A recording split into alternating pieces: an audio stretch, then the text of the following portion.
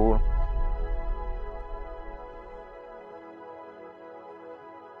Wow.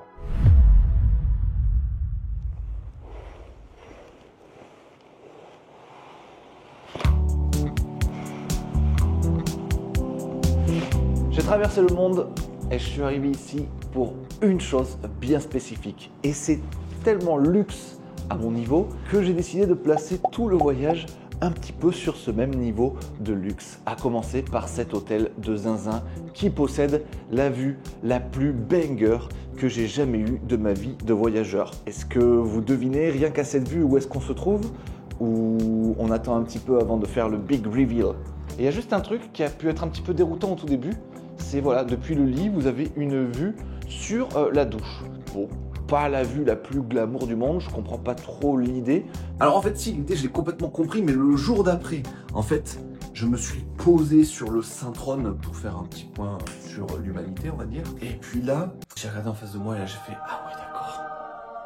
Ok. » Voilà, pas besoin de vous expliquer en quel point c'est magique. Vous êtes sur le GOG et plutôt que de scroller comme un démon sur Twitter et de lire toutes les horribles nouvelles du monde, vous avez cette vue de zinzin en face. Bref, voilà tout pour le room tour. On va pas rester à l'hôtel toute la journée, on a mieux à faire.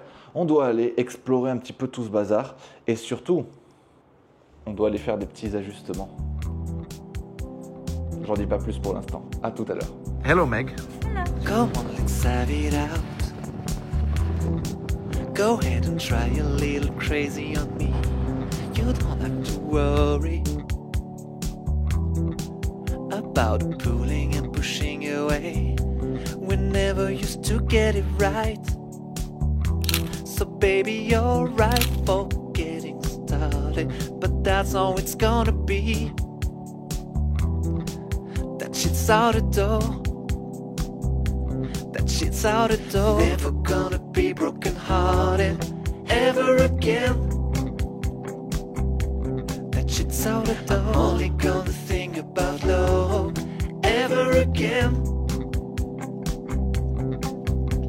Never gonna let it happen. Then it won't be all for nothing. Oh, I swear I'm never gonna be broken hearted ever again. Come on, let's have it out. I just... Oh, les amis. Je suis au bout de ma vie. Et je vous entends déjà dire, mais comment tu peux être au bout de ta vie quand tu as passé toute ta journée au paradis? Vous marquez un point, j'étais bel et bien au paradis. Meg m'a vraiment amené là-bas tel un ange, elle m'a amené au paradis. Mais le retour, les amis, ça a été le chemin de l'enfer. Déjà, au moment où la nuit est tombée, il a commencé à pleuvoir et il ne s'est jamais arrêté de pleuvoir. Il s'est mis à vanter un petit peu dans tous les sens. Et moi, comme seul vêtement pour ce voyage, parce que je pensais pas qu'on allait rester la journée, enfin je pensais rien, j'avais que cette chemise et ce pantalon. Donc du coup, dès les premières gouttes, dès les premières bourrasques de vent, ça va. J'étais pas congelé parce qu'il faisait quand même bon, mais quand même je sentais qu'il allait faire un peu froid. Bon, en éditant cette vidéo, je me rends compte que j'ai été ultra bavard. En gros, il faisait froid, il pleuvait, il y avait du vent, on s'est perdu, on a fait un gros détour, on a mis 2h30 pour revenir au lieu de 1. Mais malgré tout, c'était quand même trop cool, trop drôle, trop agréable. Donc, pas de quoi en faire un plat. Mais à ce moment où j'ai tourné ce truc, j'étais en effet un petit peu raplapla et je pense que j'avais un petit peu besoin de me confier. Mais là, l'explication était beaucoup trop longue, j'ai pris trop de détours, c'est infernal. Comme nous sur la route. Bref, tout ça pour dire que là, je vais aller au lit. Demain, Meg m'amènera louer mon propre scooter. J'ai jamais fait de scooter de ma vie. Faire du scooter ici, c'est une folie. Je suis un peu excité et à la fois, je me chie dessus. Donc, je vous dis à demain, on se retrouve chez le loueur de scooter.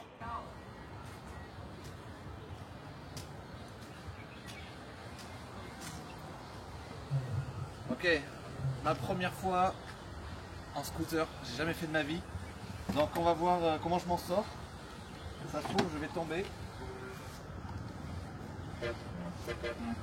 Ok. I'm already lost. Okay. Just,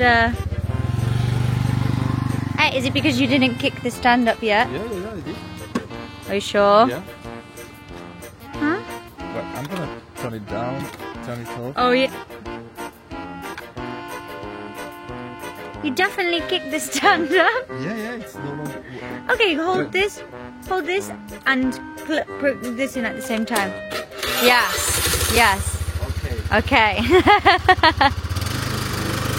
Oh, watch the dogs.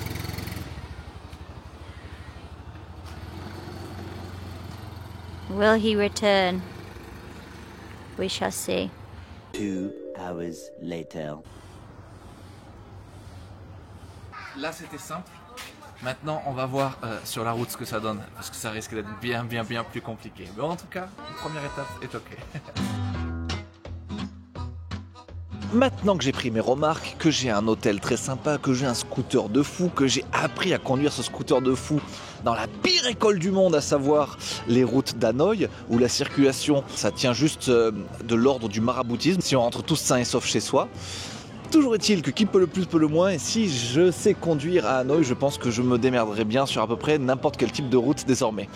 Mais je suis pas là pour vous parler de ça. Maintenant, avec cette petite noix de coco au bord de l'eau, j'aimerais vous confier la raison pour laquelle je suis ici, la quête principale qui m'a amené au Vietnam. Et tout commence il y a peut-être 20 ans. J'entends un ami de mon grand frère rentrer d'un voyage en Asie de l'Est et il dit « Oh là là les amis, si un jour vous avez besoin d'un costume, d'un costard sur mesure, plutôt que de vous le faire faire en France, allez en Thaïlande ou au Vietnam ou dans ce genre de pays où il y a les meilleurs tailleurs du monde qui vous le feront tellement pas cher que ça remboursera largement le prix du billet. Et vous aurez du coup un costard et un voyage. Moi, il se trouve que j'allais déjà en Corée, c'était prévu. Et c'est ça qui m'a fait me dire, bah du coup, vu que je suis dans le coin, vu que je suis pas loin du Vietnam, de Thaïlande, etc. Et vu que j'ai ma grande amie Meg ici, que j'avais pas vue depuis très longtemps, et vu qu'en plus, cet été, j'ai 3 mariages, c'est énorme. Pas 1, pas 2, mais 3. Et que j'ai jamais eu et jamais porté de costard de ma vie, je me suis dit, allez, c'est le moment.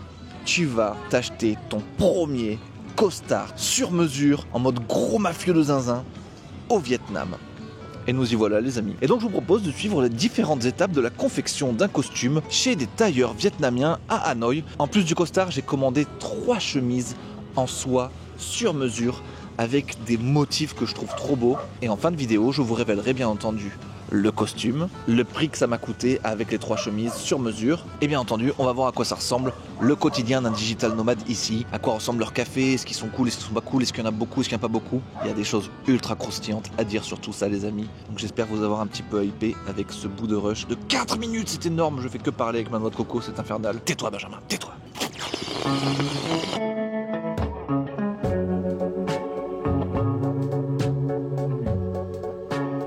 Hello. Hello, sir. Hello, how are you?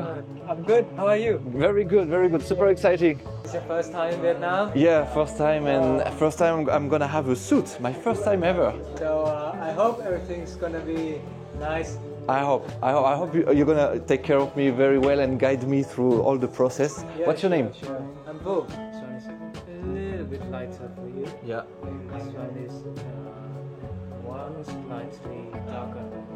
I like this one more. Vous savez, normalement, moi je déteste choisir.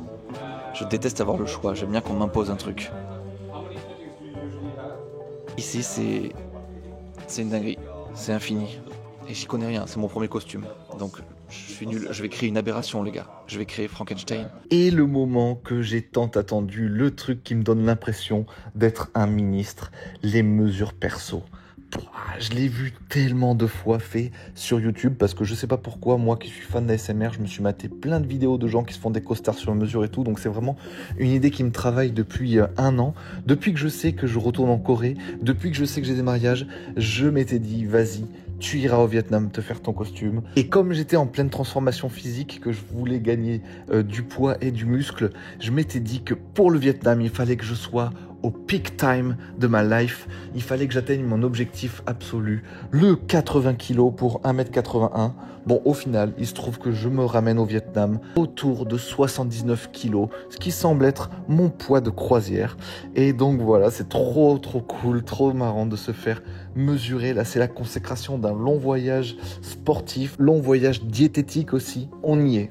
Les mesures sont là, elles sont gravées dans le marbre, c'est mon poids. Et si je veux pouvoir porter fièrement mon costard au gré des âges, il faut que je me maintienne à cette shape Je trouvais que tout ça avait beaucoup de sens mis bout à bout. Donc à ce moment-là dans ma tête, je me regarde dans le miroir et je suis plutôt content. Alors le processus de se faire un costume au Vietnam comme ça prend 6 jours complets.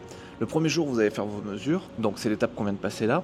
Ensuite vous allez revenir 2-3 jours plus tard pour faire le premier test. C'est-à-dire qu'avec le tissu que vous avez choisi, ils vont assembler un prototype du costume avec les mesures qu'ils ont faites de vous et ils vont vous faire essayer ça et ils vont commencer à ajuster un petit peu les trucs, ils vont reprendre quelques mesures, ils vont vraiment faire en sorte que le costume vous colle à la peau. Moi par exemple, ils ont été choqués et ça, il n'y a rien qui fait plus plaisir à un gars qui s'est buté à la salle toute l'année. Ils m'ont dit que j'avais un dos très large et donc du coup il fallait qu'ils fassent des petits ajustements pour me permettre de respirer du dos dans mon costume quoi. Et oui les amis, je suis trop fort. J'ai trop un dos de zinzin. Donc il y a cette étape qui est vraiment trop excitante parce que c'est la première fois que tu vois un petit peu le costume se mettre en place. Et après, le 5e ou 6e jour, ils te font revenir définitivement pour tester le costume final avec toutes les finitions de fête, l'intérieur, l'extérieur, les boutons, les poches et tout. Tout est là. Et là, c'est sacrément l'émotion. C'est le bout d'une petite aventure. Franchement, tu as construit ce truc avec eux. Tu as fait plein d'allers-retours avec eux. Bon, même si toi, tu as juste donné ton avis, tu n'as rien construit vraiment. Ce costume-là, il naît de l'alchimie entre tes goûts et leur savoir-faire. Et donc c'est super cool comme moment quoi. À la fin, on regarde le costume et on est tous un petit peu fiers. Mais je ne vais pas spoiler la fin de la vidéo, vous verrez ça un petit peu plus tard. Avant de vous révéler à quoi ressemble le costume final, je vous propose de découvrir avec moi à quoi ça ressemble un petit peu la vie de nomade à Séoul, voir un petit peu les cafés dans lesquels vous pouvez travailler, le type de bouffe que vous pouvez avoir, combien ça coûte en moyenne tout ça. Je vous propose qu'on passe à ce petit chapitre nomade.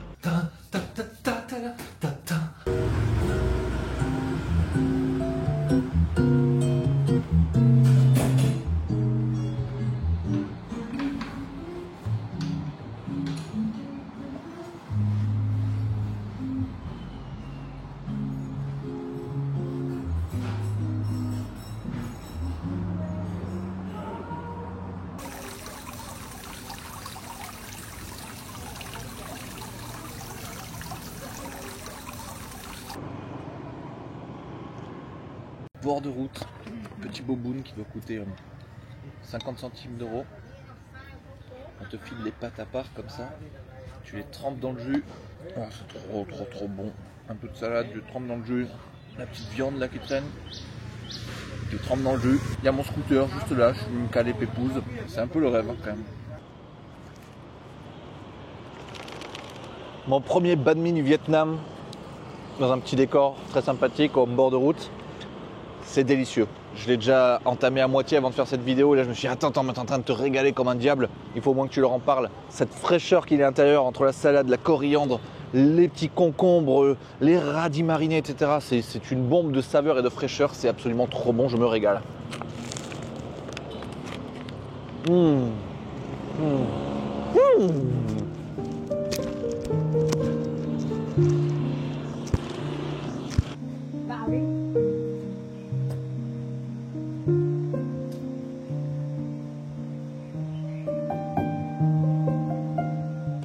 À propos de la Digital Nomad Life, c'est extrêmement surprenant. Vous savez, dans l'épisode précédent à Séoul, je faisais que vous parler du bonheur que c'est de travailler à Séoul, parce qu'il y a des cafés partout, avec du design de fou dans tous les sens, avec de la bonne musique et tout. Et je pensais que c'était un truc propre qu'à la Corée, parce qu'au Japon, on l'a moins déjà ce truc-là, donc je savais pas vraiment trop à quoi m'attendre ici, et je suis choqué. Il y a autant de cafés, si ce n'est plus qu'à Séoul, avec les mêmes conditions, tu peux te pointer, travailler là toute la journée en consommant 1 ou 2 trucs. L'autre fois, j'étais dans un café très cool, avec une théière de thé au jasmin. Ils m'ont refilé l'eau toute la journée sans que je ne le demande. Donc en fait, j'avais même pas à recommander. J'aurais bien voulu, mais j'avais pas commandé. Tout le monde te file Internet directement, avec de très bonnes connexions. Je suis super surpris. Tu peux bosser, du coup, hyper confortablement. Et alors, un point supplémentaire pour Vietnam par rapport à la Corée, c'est que du coup, les boissons sont encore moins chères, tout aussi délicieuses, et surtout, c'est que tu peux échanger, tu peux switcher. En Corée, tu vas avoir tout ce qui est café, tout ce qui est trucs à base de lait ou à base de sirop, mais ici, en plus, tu as tous les jus de fruits pressés, puisque ce sont des tonnes de fruits, et tu as aussi le kombucha. Et tout ça, c'est trop bien, parce que quand t'en as un peu marre de boire du thé ou du café, ça te permet de tourner un petit peu et de continuer d'avancer dans ta journée sans prendre des excitants ou sans prendre des trucs avec trop de sucre. Bon, je vous laisse, je dois travailler sur la formation que je suis en train de décrire en ce moment. Je vous en parle plus tard de ce truc-là, dans une autre vidéo.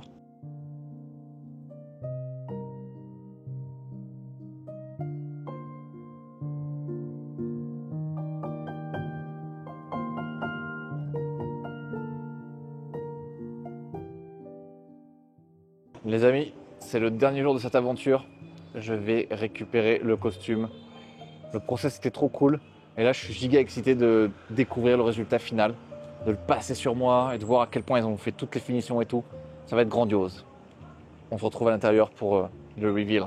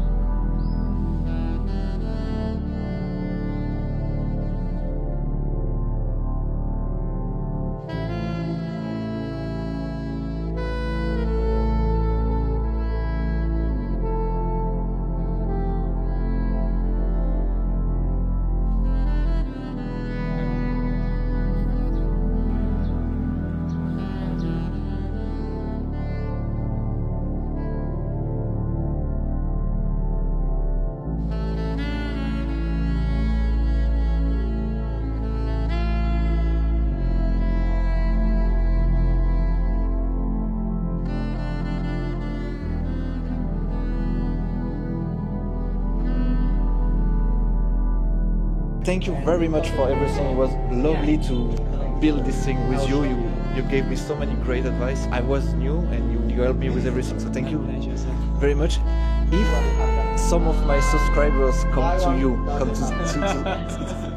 First, I want to thank you, Benjamin, It's an honor. for choosing us for this project. And if your subscriber ever come to our store, then we're gonna have some of the gift from our store for them. Yeah. I hope some of them, when they see the results, they will want to come and make their own suit because it was a very nice experience. So thank you very much. Yeah, you're welcome. Thank you. Thank you. Yeah.